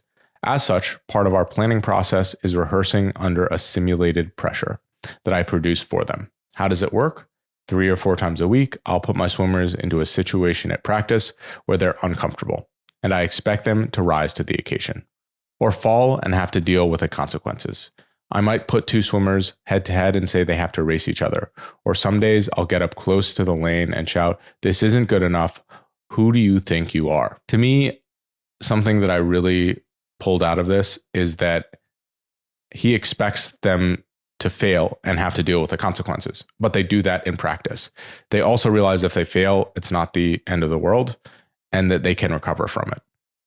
When Michael didn't reach 8 gold medals or 7 gold medals in the Athens Olympics, he viewed that not necessarily as a failure, but as an opportunity to do better in the next Olympics, in the next practice, in the next proximate events. And that is the mindset that practicing adversity like this even eventually benefit from. They also practice a lot of the mundane things so they don't forget. We talked so much about how Michael had all these routines. Something that he was even doing in his practices was practicing tying his bathing suit, right? You're practicing all of these things, all of the steps, making it as real as possible. You can also help prepare people in competition as well, especially if there's levels of competition that you're in. One day, Michael and I were in Australia for the World Cup meet, a tune-up for a big international meet that was coming up. Because it wasn't a major competition, I took it as an opportunity to test Michael. Before the heat to one of his races, I intentionally stepped on his goggles and cracked them. Michael didn't notice that they were broken when he dived in for the start of the race. But as soon as he started swimming, the goggles began to fill with water. True to form, Michael didn't let the malfunction affect him. He worked through the annoyance. Here's how. We have a system in our workouts by which swimmers count their strokes when doing a lap, so that they would know exactly how many strokes that they needed. With his leaky goggles, Michael simply reverted to counting strokes to find his way to the wall through the heat. Now fast forward to Beijing, and in the morning of August 13, 2008, Michael dives in for the start of the 200-meter butterfly. If he wins this race, he sets the record for most career gold medals with 10. That's all the TV announcers were chatting about. That's all everyone in the water cube was buzzing about. Talk about pressure. As Michael hits the water, something goes wrong. His goggles immediately begin to fill with water. He's moving forward, but increasingly can't see what's in front of him. He doesn't know where his competition is. He doesn't know where the wall is. I was just hoping I was winning, he'd say later. And yet he's coping very well, thank you. He deals with that adversity by falling back on this stroke count method that we used in practice. He counts the number of strokes he needs to complete each lap. He eventually wins the race and sets a world record in the process. So just as with the Kobe example we used before, Bob is testing Michael in these different conditions. He's making, if Michael can win a training race with broken goggles, he can probably win an Olympic race with normal goggles. But he's also prepared for if something like that happens in the future. He knows what to do. There's a lot that we've talked about historically with if-then planning. That is one of the best single ways to handle adversity, is if you have a protocol. Tiger's dad called it a standard operating procedure. Knowing what you do when things don't go well is something that not a lot of athletes practice. And that's something Michael and Bob practiced to a T. This is Michael talking about counting strokes and doing what he practiced to do. We do these things called stroke and time for butterfly. So when I'm trying to work on butterfly pace, if I go 27 seconds, I have to take 17 strokes, but I can't take more than 5 kicks. So what we're really trying to do is work on stroke efficiency. And I've done that my whole entire career. So I mean, my first 50 is usually about 16 strokes, and then it's like 17, and then I go 18, and then the last one's usually 19 or 20 when I try to pick it up coming into the wall. Bob also did things outside of the pool to create adversity. I think this is a little bit more out there, might not have as clear benefits to swimmers or to athletes, but doing things that are hard outside of your sport can transfer into your sport. Something that I am personally a David Goggins fan, and this is a little bit of his mentality as well, is that by working out, pushing your physical limits, that's just the gateway into pushing your mental limits or pushing through other things you don't want to do. The idea is that overcoming difficult things is a skill. It doesn't matter what domain it comes in, whether it's sports, whether it's physical, whether it's mental. Bob says getting stressed was the point of the whole program. So he sent Michael and a bunch of the Olympic swimmers to go train with Navy SEALs. I agreed to the SEAL training program because I thought it might add to the swimmers' conditioning. The session raised their awareness of what was possible, and it put them in an unusual environment. I asked them to do things that they didn't think they could do, and in situations where they had no history. In a sense, it was a good rehearsal. In just 2 years, many of the same swimmers were in London and expected to perform under less than typical conditions. The Olympic Games are basically about pressure. You have to be able to do your job in the middle of a lot of noise, in the middle of a lot of yelling. By being conditioned to deal with stress, these athletes were ready to perform under the fiercest conditions. Something that I thought was really interesting is one of Bob's approaches to persevering through adversity. This is not something I've personally really done before, but I thought it was pretty compelling and it was worth throwing in here. Bob says, close your eyes and start thinking of something that excites you. Perhaps you see yourself in a new job, or relaxing in a newly landscaped backyard, or playing the piano before a sold-out audience. Pick something that speaks to you and is fun or interesting. Now imagine that that dream is suddenly taken away from you. How do you react? What's the first thing that you do? The second, the third? Whom do you call? Think of the possible answers. Once you know them, you'll have the beginnings of a plan that will guide you through adversity. So humans have a tendency towards loss aversion. We get a lot more angry if we had $10, if someone gave us $10 and took it away, rather than if we just never had the $10 to begin with. Maybe that's not the best example, but the idea is that loss is something that triggers us and motivates us in very unique ways. This is a way that you can use that loss aversion to push you through the challenges that you might be having. The last thing I want to end on is Bob says that as you move towards your vision, understand that the more that you can accept failure, will likely be a part of the process, the more you'll be willing to use it to your advantage. So if things don't go well, the ability to push forward and leverage that, whether it's motivation, whether it's a lesson, that's going to be a huge asset to you. If we look at practicing adversity, that's what it's all about. Adversity means that you're probably going to fail in some of these practices. Adversity means that you're not going to reach the results that you don't want to get, but you still keep pushing through those regardless. So in ending this section, I think we should ask ourselves the following questions. So how have we created adversity in our own practice? Is our competition more intimidating, higher stakes, more pressure than our practices? If it is, then we should do something to limit that gap. We should be making our practice more difficult than the competition if we can.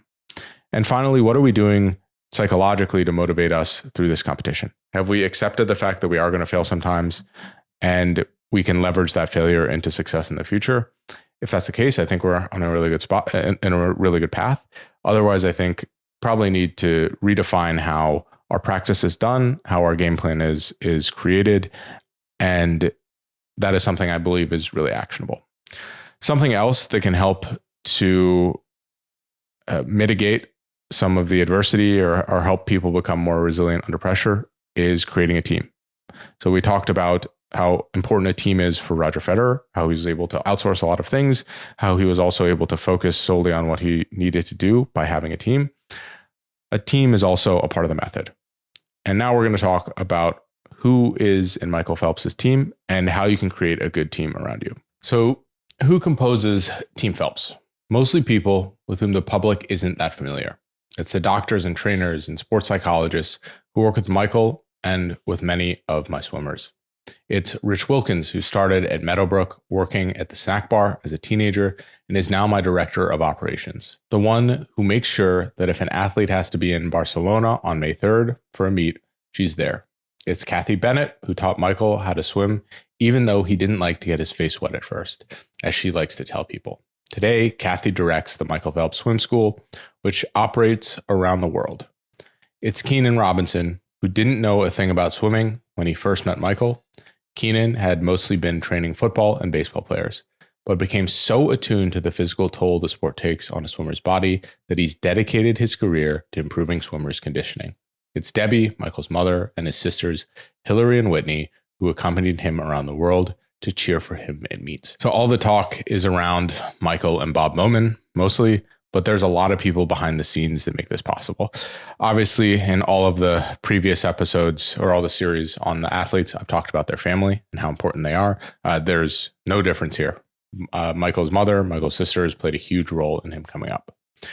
If we're thinking about a team, culture is really important. And I think culture gets a little bit of a bad rap. It's really soft. It's really kind of amorphous. But the way that Bob describes this, I think, is pretty compelling. Bob says, in developing my swimming program, my goal is never to simply be a factory where some kid would come to try to win an Olympic gold medal. No, I wanted something more.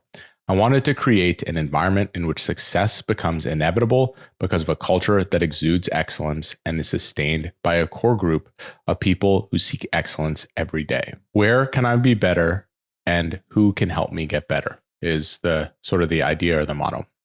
And I think that framing culture in this way, where you want to collect people or have people around you that have the same vision of exuding excellence and seeking it every day, is something that is completely doable. Not necessarily at a team sport level all the time. Sometimes you don't necessarily have the opportunity or the players or the politics make it so that you can't collect those types of people. But I think if you're building your own team, especially around your own performance, that is something that is totally doable. Something that's a part of a culture is creating a self-selecting group. And I thought that this was pretty interesting. Bob says, fortunately, my swimmers have found that we have a certain set of goals that attract other swimmers. Max McLean said one day of his fellow swimmers, we are like-minded. The chase is long and it can eat you up. When that happens, you must look for help from like-minded people who can appreciate the challenges that you're enduring. If you're a PhD student, for example, and facing 5 to 6 years of studies and research and dissertation defending, your road will be much smoother if you connect with other doctoral students. So if you have a good culture, a lot of other athletes that think in a similar way will be around you. And having those people around you will help to motivate you, will help to have others understand the situation that you're in.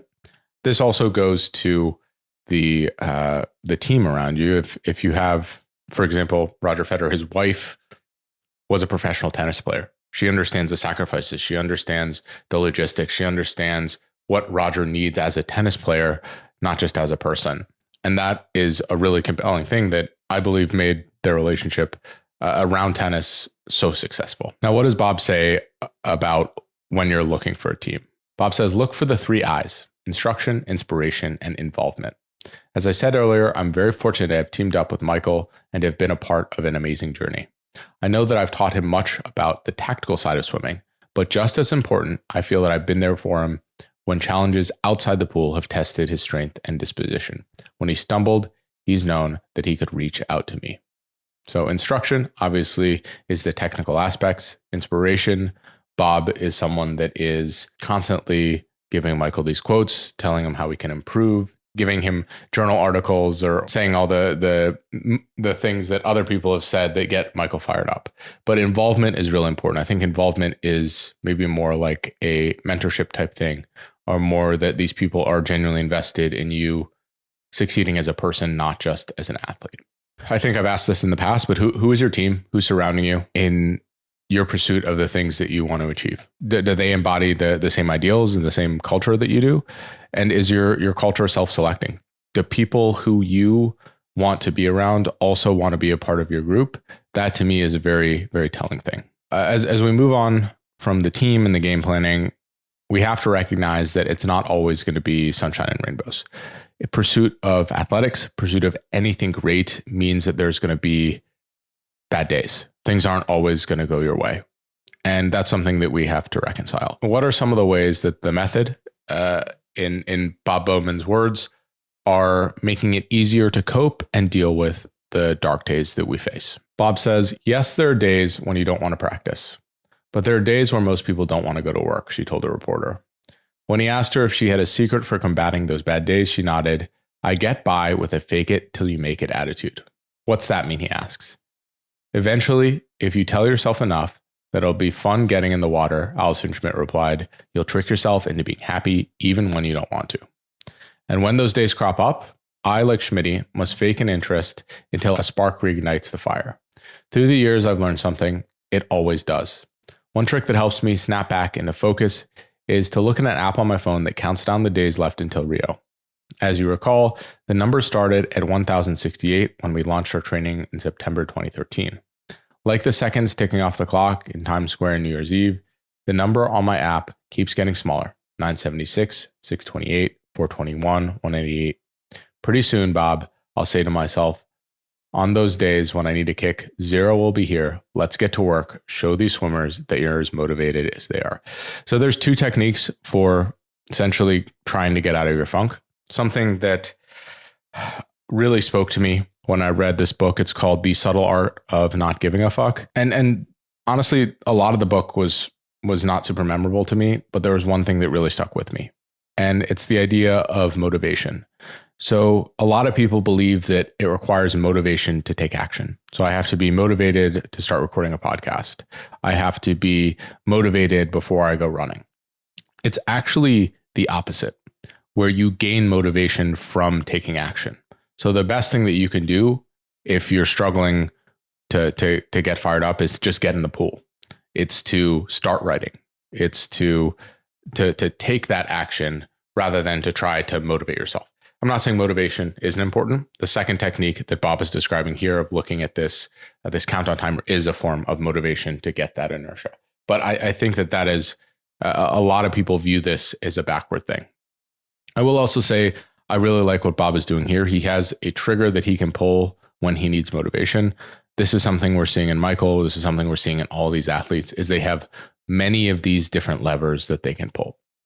This is something that I have personally integrated into my own life. This is something I really enjoy. I sort of have like a framework for if I'm feeling in certain ways what helps me to get out of these feelings. So if I'm feeling tired, I'm not feeling motivated, I know that there's a whole list of things that I can do, and I can just choose from that list to get me going. So an example would be, okay, I'm feeling this morning, I got up, I wasn't feeling super energetic, I wasn't feeling super motivated. I can jump rope. That's something that's quick. It takes me 3 minutes to crank out a bunch, gets my heart rate up, gets me to change my physiological and mental state. I can take a cold shower. That's something I can also do. I can have a cup of coffee. I can chew some gum. I can do a bunch of these different things that get me into this different physiological or mental state to be able to pursue something. And those are going to be different from everyone. Maybe like drinking coffee isn't going to work for you, but understanding your own mechanism and what makes you tick and having this whole list of things that you can do to get you in the mindset that compels you to do the things that you want to do. I think that's one of the greatest things that I've ever personally done for myself. Another thing that we can do is to use other people's energy. So Bob says you can use other people's energies to help goose you up to get you through a rough spot. The team is very good about pushing one another. If they see someone that's down, then they're going to help that person figure it out. Everyone is going to have tough days en route to a dream goal. The trick is to have a stimulus ready that will push you past the blockades and keep you on track. So it's not just having teammates around. You can also pull from other people that you're studying. So every athlete that I'm studying, I'm pulling from their energy. I'm inspired by all the things that they're doing. More recently, I listened to the Hamilton soundtrack again when I was on a drive back from a trip I took, and someone like Alexander Hamilton is really inspiring. If you think about how many the Federalist Papers and how many he wrote, and how, in the context, he's nonstop. He's pushing all the time for something he really cares about and believes in. That's something I can borrow, that if I think about that in the morning, it makes me motivated to write or to create these podcasts. Another thing that you can do is to add novelty and variety. So this is Bob talking about, I think it's Jim Harbaugh. I can't remember which Harbaugh it is. To his credit, Harbaugh doesn't let that happen. And letting that happen means let things get mundane. He continually devises different schemes that prevent the season from becoming routine. For instance, he'll often bring in guest speakers from the business and the entertainment world to talk to his players.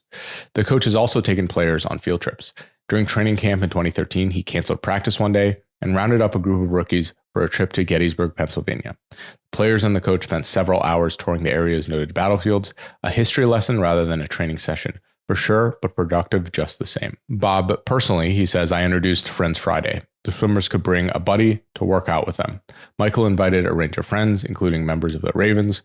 When the stars showed up, everyone at the pool, including me, got pumped up. If you think about the other athletes we've studied, Pierre Paganini, Federer's strength and fitness coach, was a master of this. Federer was playing all different sports, practicing all these different movements, just doing fundamentally different things that would get Federer excited every day to show up to the tennis court. You can also do stuff outside of your sport. So Bob says, don't let the vision become so important that you neglect other interests or fail to develop new ones. These secondary skills can provide much needed perspective. I've told you that Michael Phelps is the most focused person I know. When he's near a pool, training or competing, his concentration level is off the charts. But once he's away from the water, he knows how to click off and turn on something else. This may take the form of a round of golf or a video game or a card game. Or Michael might just go off in a quiet spot where he can be alone. His mother, Debbie, says that he can find joy by simply sitting in a chair, eyes staring ahead, thinking, he's actually rather deep, she told me once. You look at, again, a lot of the athletes we studied. Roger Federer loved going and exploring new countries. He spoke multiple languages. He enjoyed the travel aspect of tennis probably more than any other tennis player ever. If you look at a Kobe Bryant, he was constantly writing. He loved Joseph Campbell. He loved the art of storytelling. And he ended up doing that full time after he retired from basketball. Part of a dark day is that maybe you're just not motivated.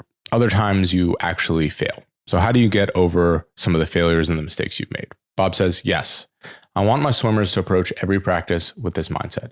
Today's effort will be better than yesterday's.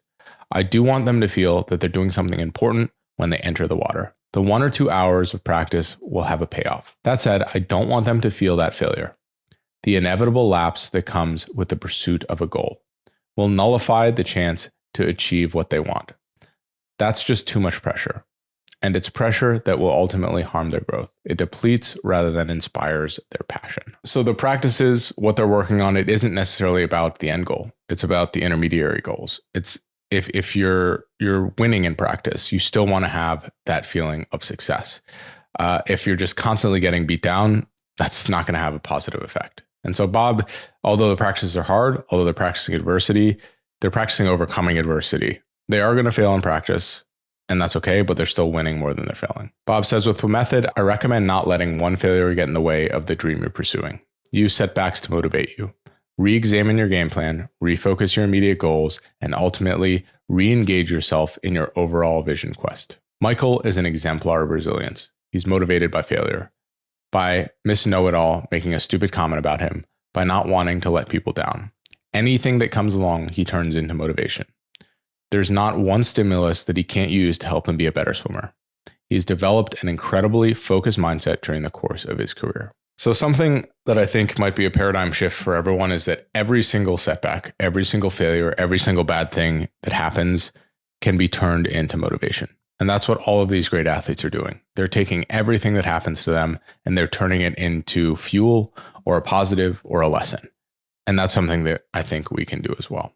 So if you're going through some stuff right now, if it is a dark day, if maybe you're struggling, I would ask yourself, hey, what are some of the ways that I could get through this? Do I need to shake things up? Do I need to focus outside of my sport? Do I need to fake it until I make it?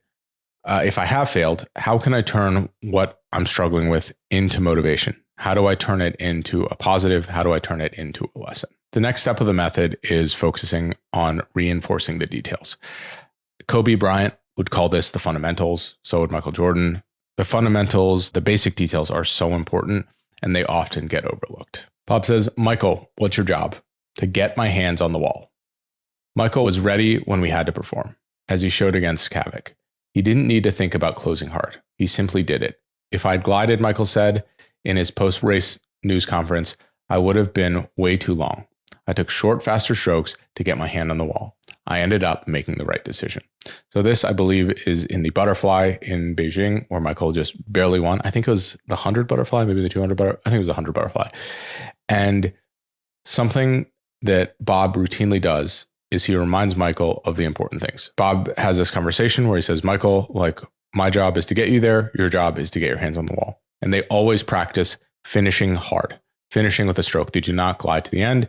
And this inevitably pays off for Michael every time. This is Bob talking about designing practice to do the strokes correctly for Michael, especially early on. You know, Michael had the basics for his stroke when I started working with him, but I wanted to refine it.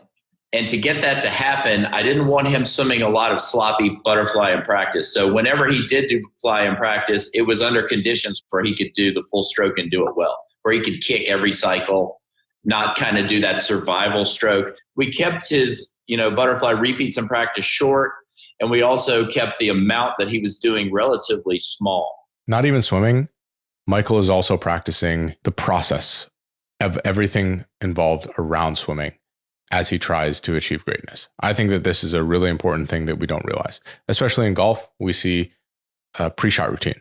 Getting your mind ready to execute is also important. Setting up and making sure you don't miss any of the elements that are important to the race. This is Bob talking about one of Michael's greatest mistakes and how they built that into the practice. Michael and I took plenty from that performance and filed away for future use. Little things, details, remember, but cumulatively, they mean a lot if they're not addressed. For instance, before his prelim and semifinal races, Michael forgot to tie the strings of his bathing suit. Why? Nerves mostly. Fortunately, nothing scandalous happened. But when we got back to Baltimore, we made sure to practice the simple task of securing a bathing suit. Also, on the day of the finals, I'd asked him to be at the swim venue 2 hours before the race. That way, he could have plenty of time to relax and get into the racing mood. That plan became moot when Michael arrived at the aquatic center with his roommate's credential, not his own. He had to rush back to the athlete's village and retrieve this, and then got back to the pool with just 60 minutes to spare. So to me, this is an incredible thing. I mean, he has Michael practicing tying his bathing suit. But the little details like that can matter. Obviously, your bathing suit falling off or you realizing that it's not tied can have a negative performance impact. I'll also say, again, relating this to golf, if your part of your pre-shot routine is making sure you're checking your numbers, making sure you're checking the wind, making sure that you're accounting for all these variables. Those are important.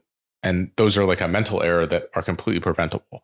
Michael tying his swimsuit is something that is completely preventable. And routine, habit, and details are the things that can make the preventable things prevented almost every single time. I alluded to this before in that first section, but Michael hits the wall really hard. So in a close race, victories can be determined by how forcefully the timing pads are struck. After being coached by me for years during which we had practiced slamming a wall as much as we had rehearsed dives from the starting blocks, Michael knew just the right amount of force that he needed to apply. And this is in that same race against Kavik that we talked about before. I chopped my last stroke. It was short and fast, a half stroke really. I still can't fully explain why. And obviously we can because he practiced it. Maybe it was experience, absolute competitive will. There wasn't time really to form a complete thought. It was an impulse. I knew I had to do something. The situation demanded action. Gliding was not going to win gold. It didn't for Matt Bidoni, and it sure wasn't going to for me. Omega timing pads take roughly 6.5 pounds of pressure, 3 kilograms to trigger. Anything less, and the pad thinks it's just waves and won't respond. Anything that much more, and you turn off the clock.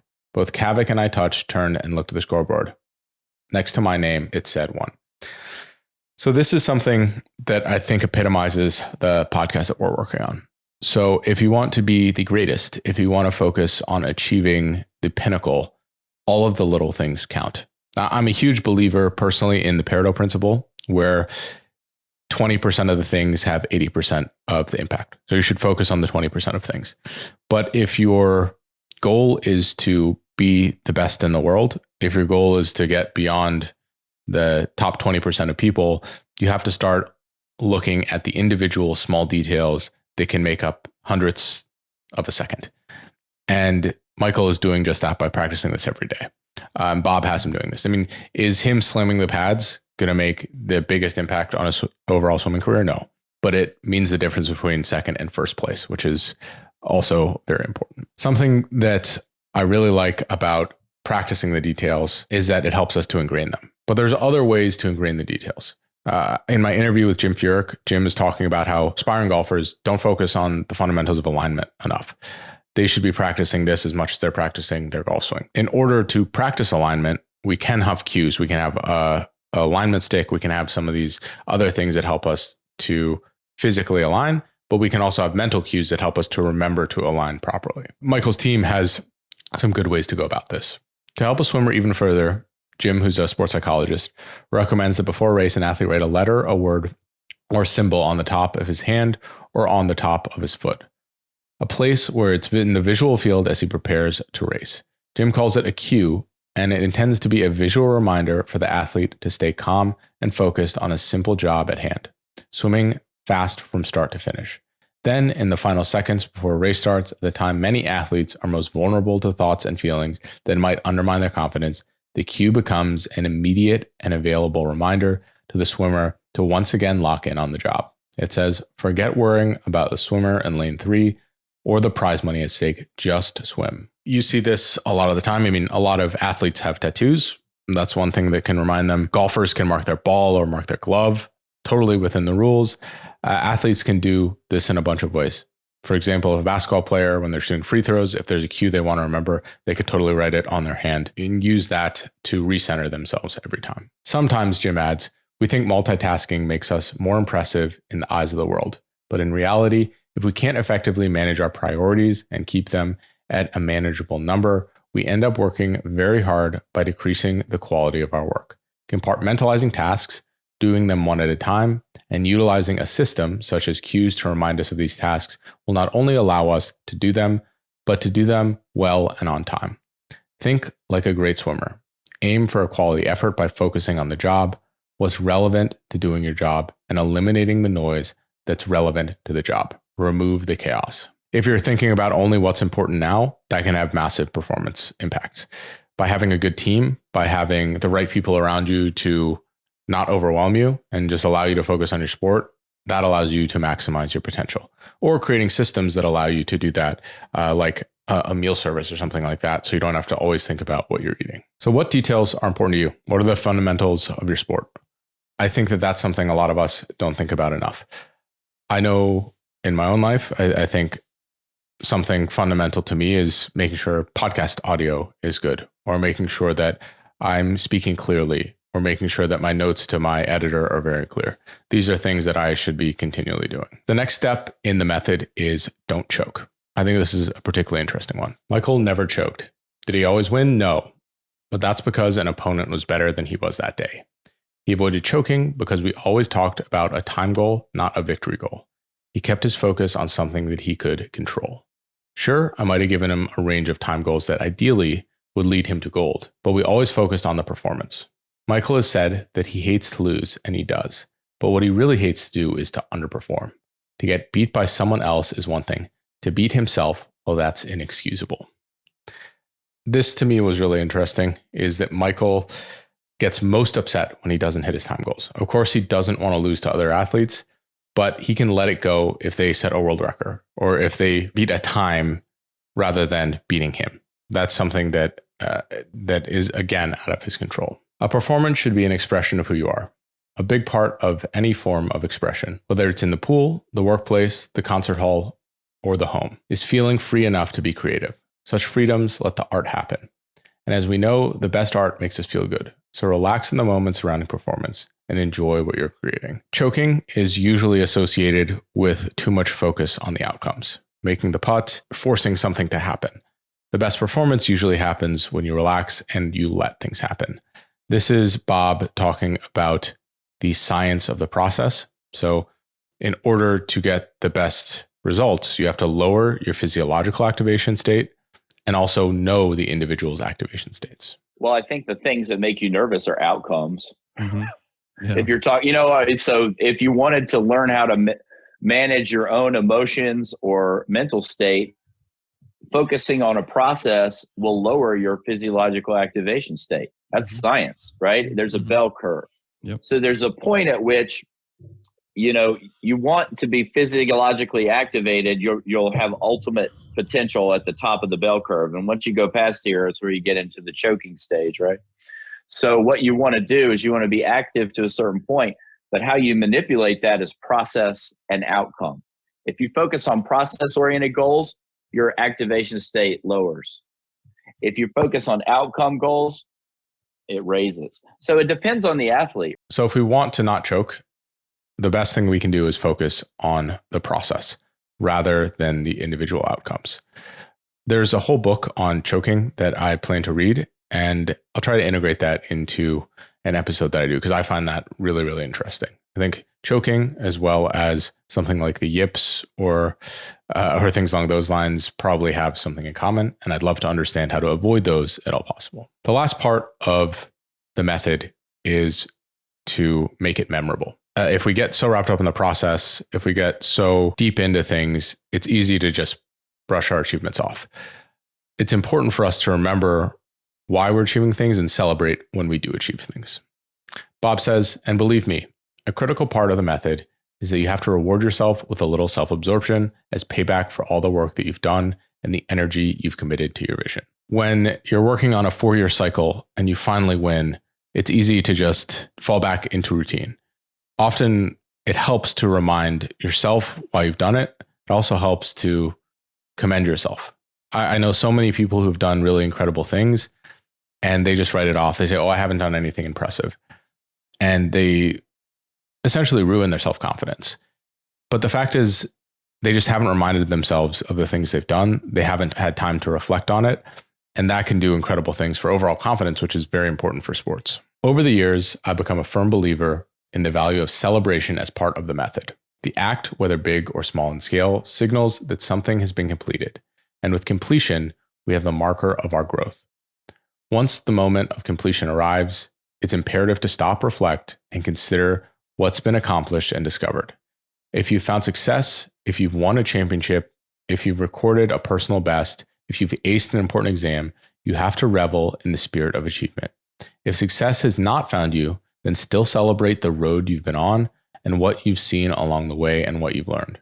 Remember, my method is about the process of growth, not the results. And through the process, much is still gained. I really like this. I think that we get so wrapped up in the end goals and our achievement of goals is we forget how far we've come. You have accomplished something if you've learned. You have accomplished something if you've grown as a person. You have accomplished something if you've stuck to something for a certain period of time. And we should 100% remember this and use this as motivation, as fuel going forward. Something that I think Michael probably didn't do as well as he could is thinking about what's next. And although Bob talks about this, I think that in terms of implementation, it wasn't necessarily implemented as well as it could be. He says, okay, so how do you top that after Michael has won 8 gold medals? Where do you go from there? Knowing the question will hang there. My suggestion is this: start to think about the answer even before completing your dream goal. Yes, the method stressed the process of doing something, not the results of the process. Ultimately, though, there will be a result, and that means you're going to need the next big thing to sink your passion into. But considering the step early on doesn't mean that you should be consumed by it. You'll often hear a coach say that in the heat of a playoff run, we're taking things one day at a time and not looking ahead. Indeed, the final push towards a goal, such words may be exactly the way a coach is thinking. But earlier in the process, when the circumstances aren't yet so intense, is when next should be considered. So this is exactly what happened to Michael post Beijing, is how do you top 8 gold medals? We saw that 9 gold medals was probably not possible. And that's something that made Michael really unmotivated for the 2012 Olympics. There just wasn't necessarily as much to push for. What could he accomplish beyond that? He found a renewed purpose or a renewed vision or a renewed goal in 2016 because now he was an elder statesman. He had mentorship, but he also had a frontier of doing things as someone, I believe, who was in their 30s that was unexpected, or proving people wrong that an elder statesman could break records or win medals. This is Bob talking about how he could have improved on that process as well. We had some pretty good goals for 2009 because he could break the world records, right? Some records. After that, it's like, we're not winning 8 again. Nobody's doing that, So it's kind of like, well, what do we do? And and I totally understand his lack of motivation to do that. And I handled it completely wrong because what did I do? When he didn't come to practice, I would give him a voicemail and say, well, you're throwing your life away and you're killing the whole sport. And why are you doing this? And guess what? He missed 2 more weeks. So my question to you would be, have you celebrated your successes in the past? This is something that I think is really important for building our own self-image, our own self-confidence. If you're constantly underwriting what you've done, then you're not going to believe that you can achieve the great things that you want to achieve. On the other hand, you can over-celebrate these things and believe you don't have any work to do because you've accomplished so much. And I think that's the wrong approach too. This is really very much a balancing act around meeting the right level. Also, if you've already accomplished something and you're reaching another frontier of accomplishment, what would you like to do next? I'm a believer that a vision, something that's borderline unattainable, something that's very grandiose and relatively vague, is something that helps you connect where you are now, this huge accomplishment, and the other things you'd like to achieve, because you're only reaching this crazy vision over the course of your lifetime. That is all I have on the method. So the method obviously is this pretty in-depth multi-step process where we're focusing on first, a vision, second, attitude, third, risk aversion. After that, we're looking at the game plan, practicing pressure and adversity, creating a team, how to focus during dark times, reinforcing details, not choking, and then finally making it memorable. The remainder of this episode is some short notes that I have on lessons from studying Bob Bowman's practices and how he runs them. I think that this is a good complement to show how some of the things in the method are applied, and also just an overall benefit for coaches thinking about how they might want to run or adjust the practices that they do. Something I want to initially focus on is training progression over time. So this is Bob talking about the evolution of Michael's strokes over his career. When he was 11, 12, 13, was working almost exclusively to get his strokes to look the way we wanted them to look, and then for him to be able to hold those strokes in training. There were a couple milestones along the way. He learned how to do a 6V kick in freestyle. When I found him, he was just 2. And that doesn't work. So that was not an easy process, but it was something that we thought was very important. Actually, I thought it was very important. I'm not sure he did at the time, but he learned it was very important. Secondly, his breaststroke was really poor. And honestly, his breaststroke, which you'll see we spent quite a bit of time training in these sessions, was a work in progress from the time he was 11 until really he was through his whole career. So as you can see, this is something he started with. So the fundamentals were core for skill development, and they didn't end at any point in time. Michael continued to particularly improve his breaststroke his entire career. They also integrated new things like the dolphin kick, and those are things that they evolved. But this all started with a basis in solid fundamentals. There's a great video where he breaks down a full swim practice. This is outside the scope of this. He talks about the splits they use, the individual aspects of swimming. Not my area of expertise, but if you're interested in that, if you're a swimmer or swim coach, definitely pay attention to that. This is Michael talking about how Bob is viewing some of the technical details. And I think that that's an important thing to evaluate. He says, Bob and I were trying to iron some technical glitches early in the year. We're trying to keep my chin down during the butterfly sessions. We're working on the roll of my hips in the freestyle events, because the longer my body was as I swam, the smoother the strokes felt. Bob also noticed that when I breathed on my right side during the freestyle races, I didn't come back far enough to the left side in order to complete the next stroke efficiently. When I swim at my best, there are very few bubbles around my hands when I swim underwater. And Bob was trying to get me to that point. We were also trying to improve my turns because that long body that had grown to 6 feet 4 inches wasn't good enough at tightening itself into a ball as I approached the wall. So if we're thinking about technical things, Michael's not focused on the angle his hand is going under the water. He's not focused on a lot of these types of things. He's focusing on things that he can feel, and they're in his terms. So Bob is describing these in a very effective way. They're also using the results of a stroke, like the bubbles around his hands, to dictate how he should be moving. And I would imagine that there's some self-correction that Michael does there as well. Something I also really liked is that Michael is using a lot of training tools and training aids with his practice. So Bob is tying his ankles together. He's swimming with his shoes on. They're using fins. They're using boards.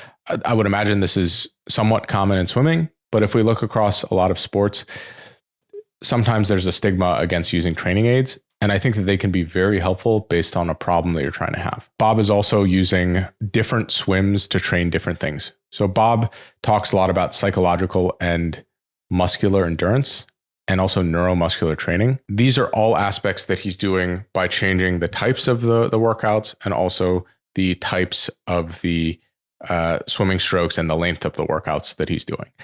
This to me was different than I personally think about. So a lot of the times you're training just for endurance, or you're training just for strength. There's also other systems like lactate tolerance that are important in swimmers, and there's probably relevant things across different sports.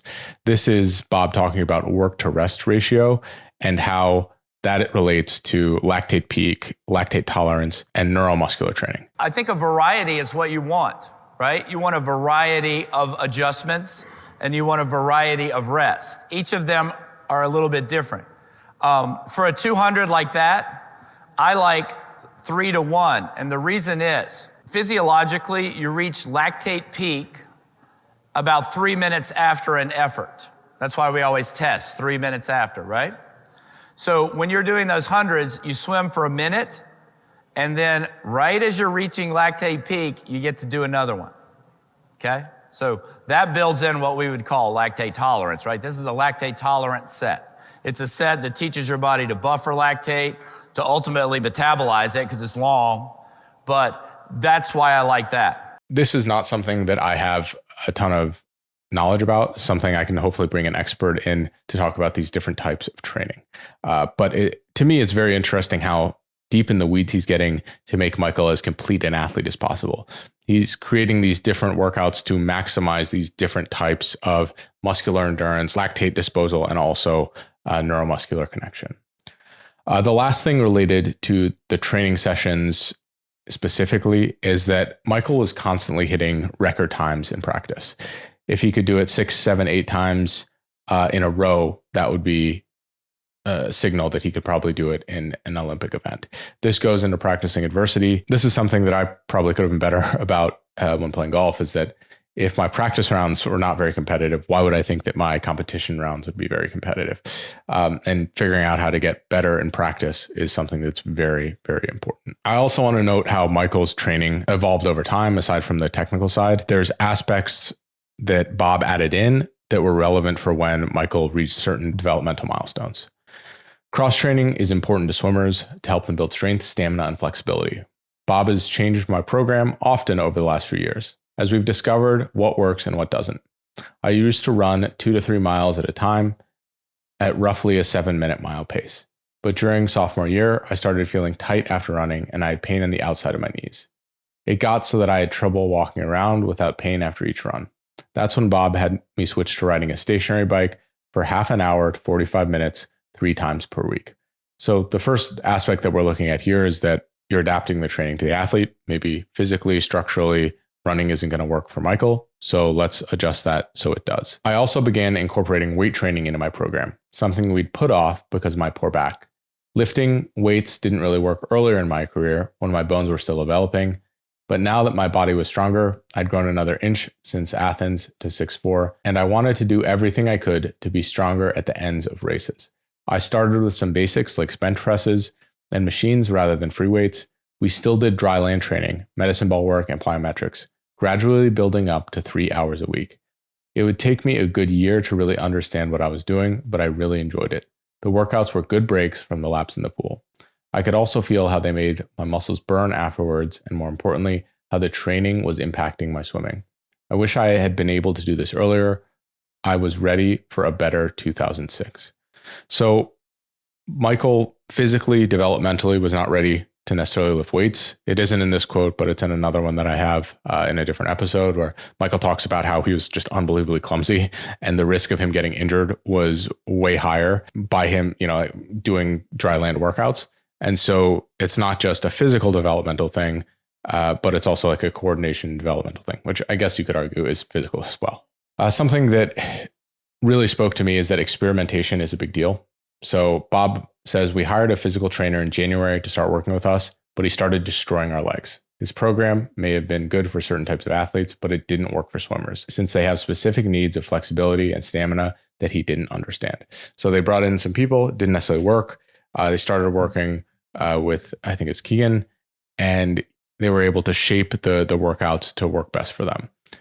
It doesn't mean that everything that they tried always worked, but they were willing to try things to get better over time. Bob also had some benchmarks for endurance year over year. Michael says, every year since I was 13, I've had a deal with Bob that I would swim exactly 1 competitive mile race each year. It's been 1 a year ever since.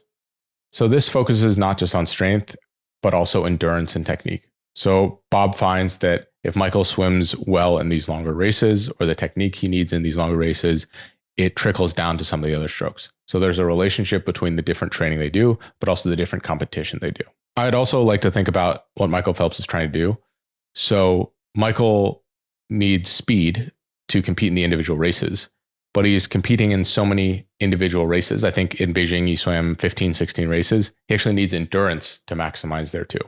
So it's very unique how Bob is able to integrate this in. Although there is novelty, I also think it's important to note that as a coach, you should design some practices that are the same so that you can compare practices apples to apples to see how athletes have evolved over time.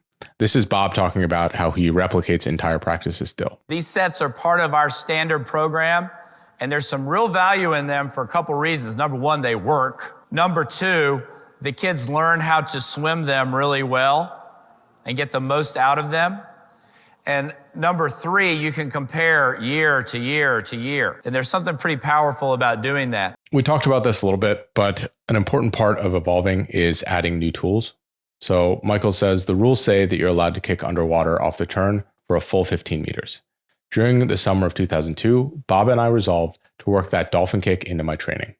Into my IM sets, if we did 10 400 IMs, for instance, I would dolphin kick on the last 2 from breast to free, then work my way up to 4, 6, 8, and finally 10. Because I was naturally a butterflyer, the dolphin kick was relatively easy to pick up. And in the IMs, it became an equalizer. Even if other guys had a better breaststroke, I could use the dolphin on the turns. Bob is focusing on Michael's competitive advantages and how to completely maximize those. I think that if we're wanting to maximize performance, figuring out what each individual athlete excels at is something that can be unbelievably beneficial. And you can target your performance to where you get the greatest marginal returns on working on those things. So for example, Michael might have gotten a better return on practicing the dolphin kick than just specifically practicing the breaststroke, because he can use the dolphin kick in all of the different strokes as he comes off the wall. So he picks up a little time in each one, not just in the breaststroke. So what does a normal day look like for a Bob Bowman practice or Michael Phelps practice? So at home and away for an Olympic training camp are a little bit different. Let's start with at home. He says, I'd wake up at 7 a.m. and this is from Michael's perspective. I'd wake up at 7 a.m. and swim until 8:30 or 9, depending on Bob's mood. The sooner I'd get out, the sooner I'd be able to eat and nap. At 3:45, we'd start up again. I'd get there at 3:15 to stretch. After swimming, we do between a half an hour and an hour of dry land training. When we don't have meets, we exercise every day except Sunday. Apart from the bike, I do about 4 or 5 varieties of push-ups, 50 to 100 at a time, several types of sit-ups and crunches, usually around 500 or more each day, and I do up to as many 5 sets of 8 pull-ups, increasing the weight during each set. Bob is extremely precise about form. He says if we do our workouts the way we're supposed to, we won't get hurt. Apart from my scientifically balanced diet, I take a daily vitamin C and multivitamin, and Bob insists that I have an instant breakfast drink after races in order to get quick carbs back into my system. I also take daily salt tablets to make sure I don't lose fluids. So the physical aspect of the training, the technical aspect of the training, as well as the diet side of the training are taken care of. The diet for Michael was a really challenging one. So I think it would probably change now. But in order for Michael to get the calories he needed, he had to eat all sorts of crazy calorically dense foods. The salt is also an interesting one. Michael was thought to have Marfan's. He was having some issues with heart palpitations and things like that. What they realized is that he was just sweating out too much salt. I'm actually reading a book called The Salt Fix, which is about the need of salt and how it was kind of demonized in the American diet. So I think it's pretty interesting, particularly important for athletes as well. I'll hopefully learn more about that soon. Now let's look at what training camp in Colorado Springs looks like. Each Colorado trip runs for 3 weeks and includes roughly 70 swimming, conditioning, or weightlifting workouts. Everything gets carefully plotted out on a Cambridge planning pad on graph paper that Bob buys at CVS drugstores, 8 at a time. He always buys them in bulk because he's afraid one day they're going to stop selling them.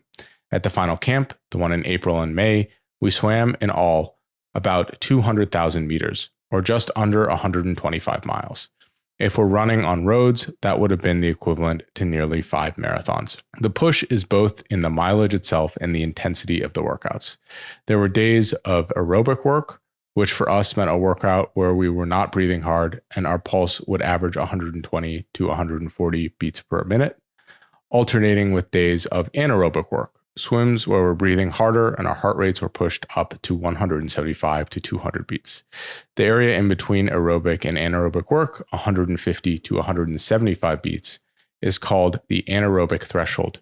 That threshold zone, according to John, provides the most optimal intensity for improving endurance.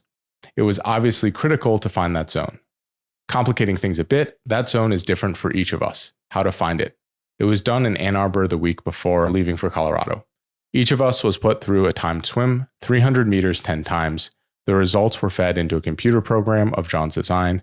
The program calculated the 100-meter threshold pace. This is very scientific. As you can tell, they're trying to get the right heart rate thresholds for the athletes. This has to be on an individualized basis. But there's some aspects that are customizable, like the individual swimming plans for the athletes, but some things that are concrete where the overall programming schedule is the same. When we got to the pool in Colorado, which we would then each be assigned the same general workout, but be expected to finish laps at times that were calculated from each individual threshold. I guess I kind of ran over what I was saying there. So for example, if it was a Monday afternoon or the first week, the main swim would be called a rainbow set. When we progressed through the color code from the computer printout doing 4,000 meters, 40s, 100s, again, this is a highlight of knowing each individual athlete. It's It's also knowing the athletes at altitude. So something that's a wrinkle is Colorado Springs is at altitude. Bob has to design this practice to challenge them, but not to burn them out. And that line is a very fine thing. So, something that Bob does really well is he creates this great plan and he tinkers with it to make it perfect for the individuals and for the overall effect that he wants. That is the end of this episode 2 of the Exponential Athlete podcast on Michael Phelps. Again, we covered the method. So Bob Bowman's approach to designing a lifestyle and program for elite athletes. We also talked about some of the specific training approaches for maximizing the success of athletes, according to Bob Bowman. I really hope you found this useful. Again, we covered a lot of ground here around the method. In part 3, we're going to be focusing on the role of the athlete and the role of the coach.